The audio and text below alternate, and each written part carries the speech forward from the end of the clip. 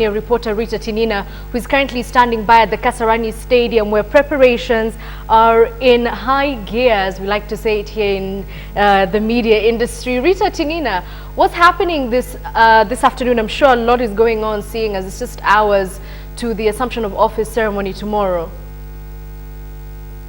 Well, Edith, you are right. A lot is going on. Today is the final day before the swearing in of Uhuru Kenyatta as Kenya's fourth president. And so final rehearsals have been going on since early morning. In fact, today the Kenya Defence Forces, that is the Kenya Army, the Kenya Air Force and the Kenya Navy, conducted two rehearsals, one at around 8:30 a.m. in the morning and the next one just shortly after 10 a.m.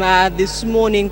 Choirs and traditional dancers as well have been going through their paces. Right now in the background, popular artists are rehearsing in the last few minutes or so. We had Ringtone rehearsing. There was Jaguar, Daddy Owen and Emmy Kosgei have been going through their paces ahead of tomorrow's ceremony.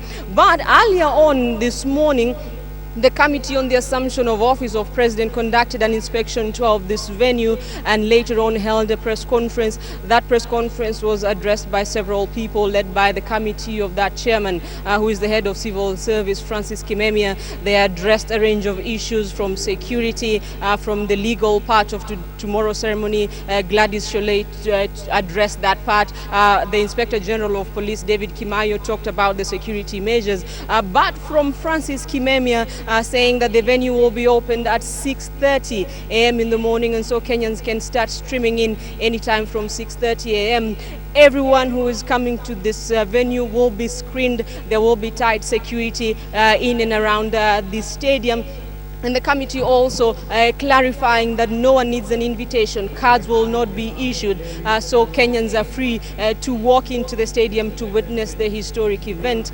That committee also clarifying that in case the stadium gets full, it is a 60,000-seater capacity stadium. The gymnasium, which is next to this stadium, has also screens have been put up there, and so Kenyans can get a chance to watch from the gymnasium.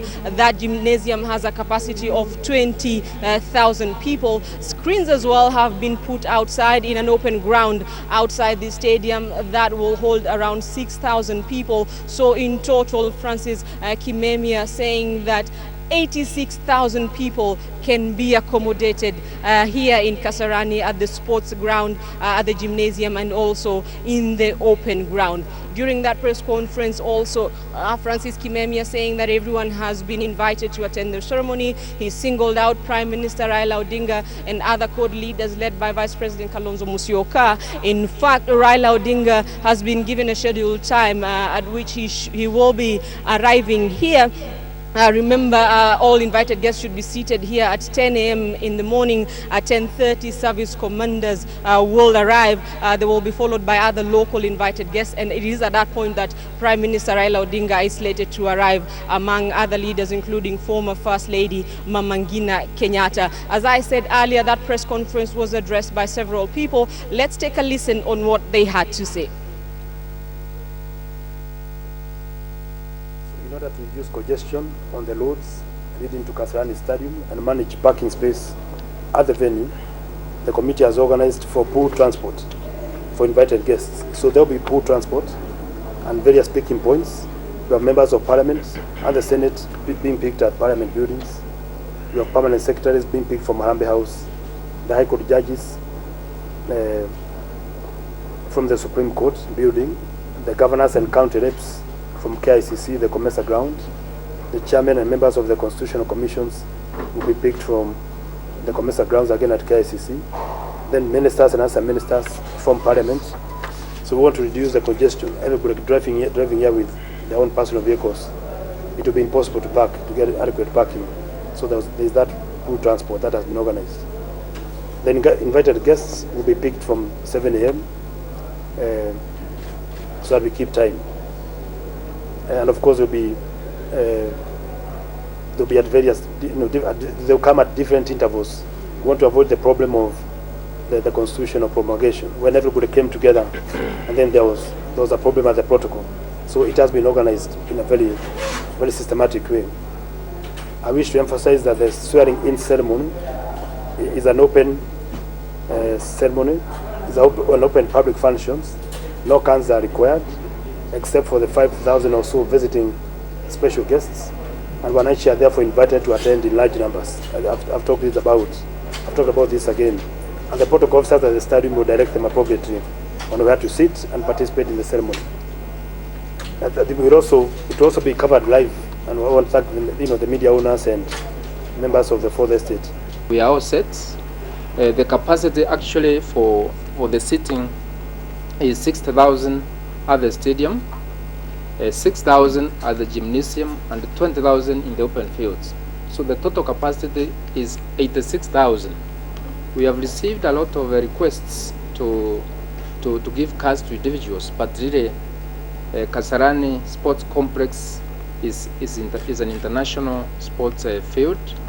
It has seats enough for everybody, so we can receive as many as 85,000 people very comfortably. So Kenyans are most welcome. Local and international guests are taken care of. On the issue of the general security in the country, I think we are prepared and we have put measures in place all over the country, not only the Nairobi province, but all over other provinces that we have in the country, and we ensure that security is in place everywhere. For tomorrow's function, we are also prepared and ready that everywhere all the measures have been put in place, including the walk-through machines that people will be coming through. As you have heard, the head of public service saying that all Kenyans are invited to attend this function. More than 60,000, all the necessary measures have been put in place, either inside the stadium or outside the stadium, and there will be some screens that they will be able to view the events within the venue here. So definitely people will have to walk through the screen machine and also handle the detecting machine and the normal checkup by the security personnel around.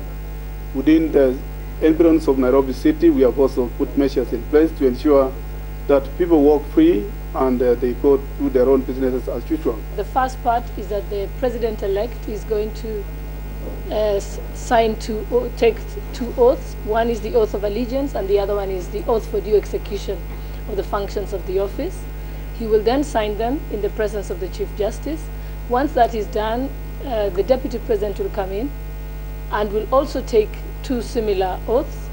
He will sign them again in the presence of the Chief Justice, and thereafter, the second part of the ceremonies are only for the office of the President.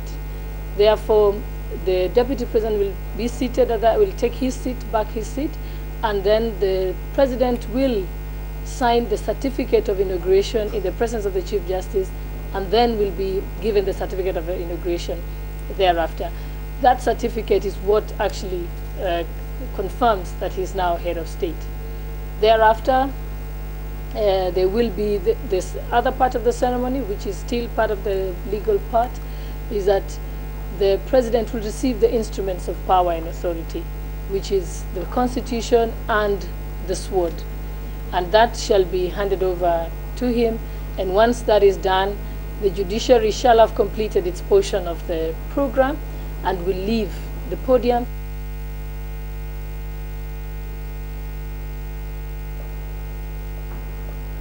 Well, the chairman and members of the committee on the assumption of office of the president addressing a press conference earlier on in the morning. And during that press conference, the chairman of that committee, Francis Kimemia, also revealing that 25 heads of state and government have confirmed their attendance for tomorrow's ceremony. Some of those heads of state and government are expected to arrive today, but a majority of them will be jetting in tomorrow morning. And also at that press conference, Kimemia saying that the President-elect Uhuru Kenyatta will from today move in to the office of the President at Harambee House. Uhuru is today scheduled to meet delegations. Some of those international guests who have already arrived in the country are scheduled to meet him today, and so he will be holding his meetings at the office of the President, where he will be moving in shortly. As I said earlier, the government this time round, or the Committee on the Assumption of Office, which is making arrangements for the swearing-in ceremony, adopting to use the pool transport system. And of course, this perhaps will be a welcome idea as they try to reduce congestion and also manage parking here at the Moi International Sports Center in Kasarani. If I could just go over once again. Yes, Edith. Allow me to interject and go back to something that you had mentioned, the heads of state who will be in attendance.